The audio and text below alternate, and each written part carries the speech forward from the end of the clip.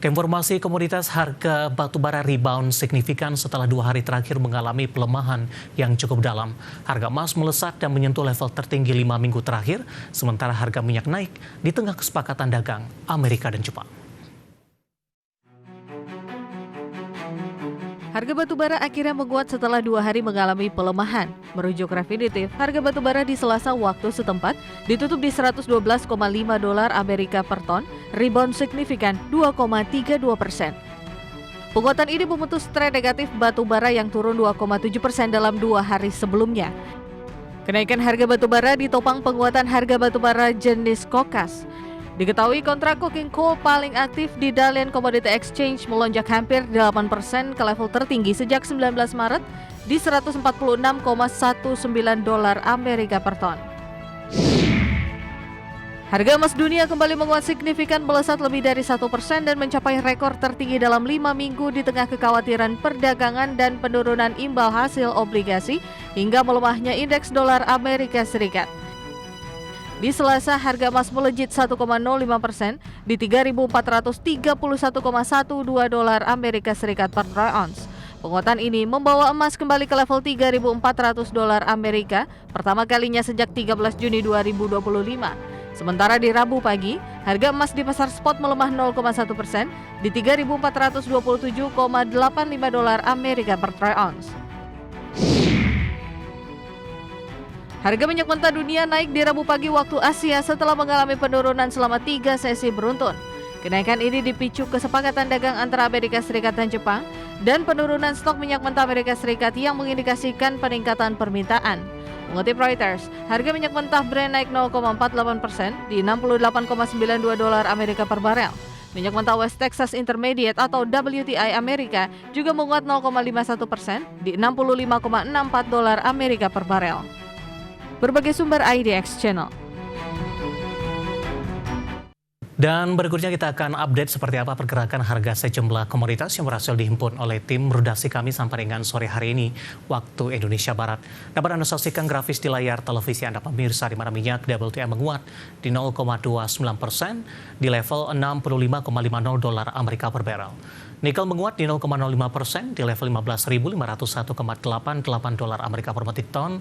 Emas melemah tipis di 0,09% di level $3.440,72 Amerika per troy ounce. Sementara CPO kontrak pengiriman Oktober 2025 menguat cukup signifikan di 1,04% di level Rp4.309 Malaysia per tonnya.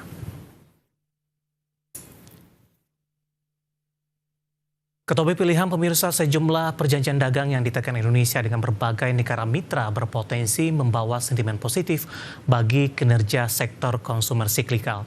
Perjanjian kemitraan ekonomi komprehensif antara Indonesia dan Uni Eropa hingga kesepakatan tarif dengan Amerika Serikat baru-baru ini dinilai bakal mendorong kinerja penjualan emiten-emiten konstituen indeks tersebut.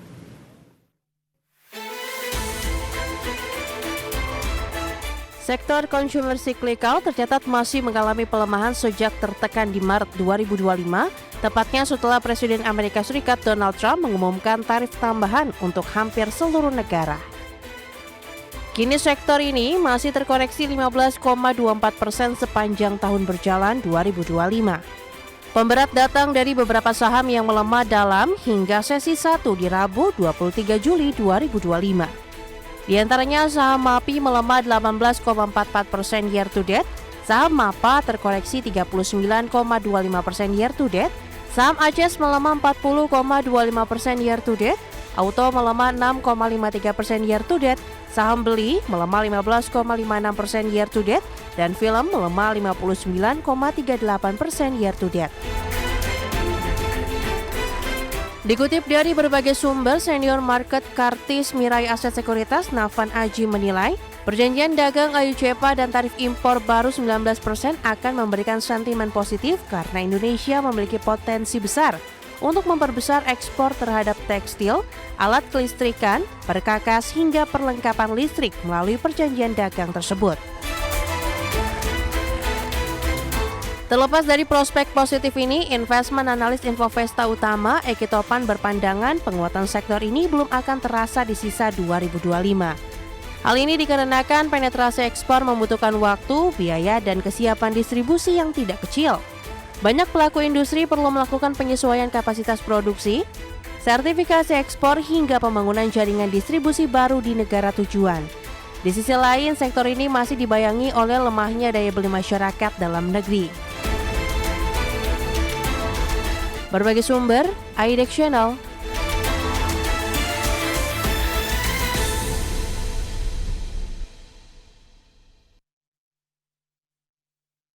Dan selanjutnya mari kita coba simak beberapa sentimen yang berkembang yang berhasil dihimpun oleh tim redaksi kami di sepanjang perdagangan hari ini dan diproyeksikan akan mempengaruhi pergerakan indeks harga saham gabungan baik dari domestik maupun internasional. Dan informasinya apa saja?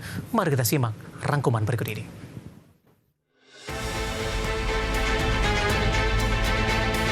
Presiden Amerika Serikat Donald Trump mengatakan telah mencapai kesepakatan dagang dengan Jepang.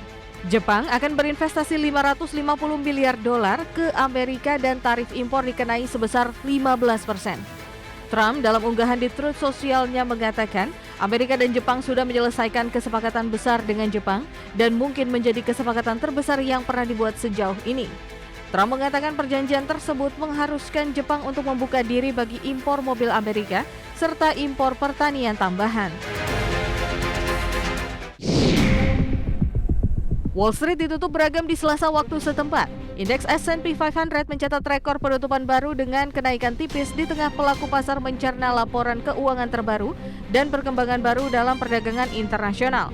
Indeks S&P 500 naik 0,06% ditutup di 6.309,62. Ini adalah penutupan rekor ke-11 sepanjang 2025. Indeks Dow Jones Industrial Average menguat 0,4% di 44.050,44 dan sebaliknya indeks Nasdaq melemah 0,39% di 20.892,69 terbebani penurunan saham teknologi salah satunya Nvidia yang terkoreksi 2%.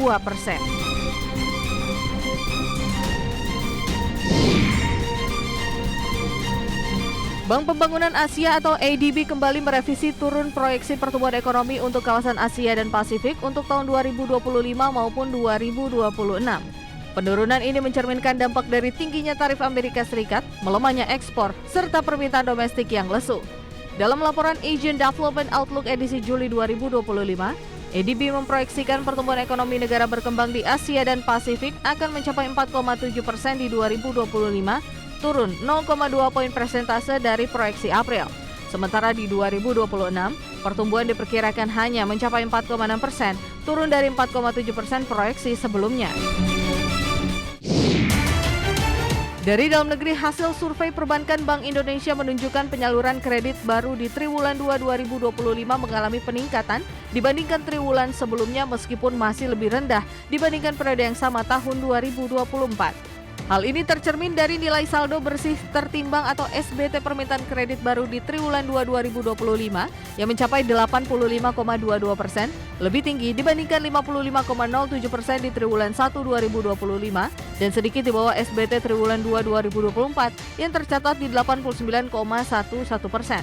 Peningkatan permintaan kredit baru terutama didorong oleh kredit modal kerja dan kredit investasi. Berbagai sumber IDX Channel.